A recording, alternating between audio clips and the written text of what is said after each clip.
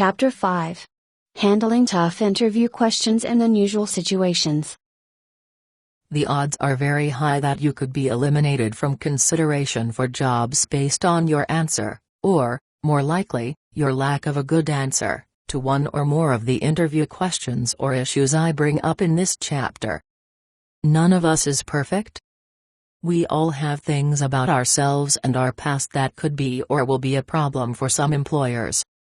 You may have too much or too little education or training or gaps in your work history. You may be too old or too young or have other characteristics that concern some employers.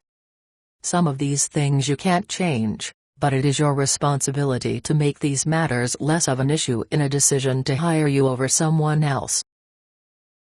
I mentioned earlier in this book that about 80% of all people who get interviews do not, according to employer surveys, do a good job in answering one or more interview questions. These problem questions vary for each person and depend on your situation. The job seeker's inability to answer these problem questions is a very big obstacle in the job search and has kept many good people from getting jobs they are perfectly capable of handling.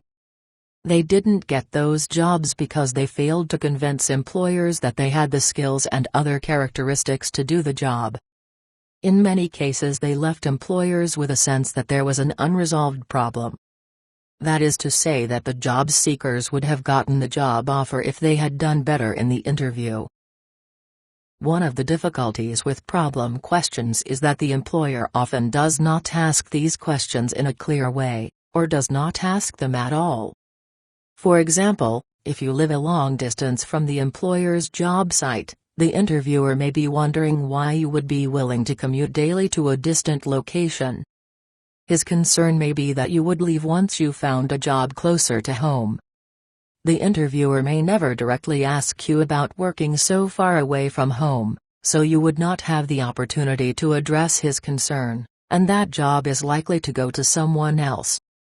It is not fair, but that is the way it is.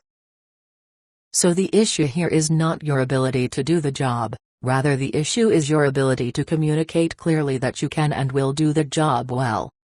This chapter helps you quickly identify problem questions an employer may pose about your particular situation and gives you some ways to handle them in a truthful and positive way.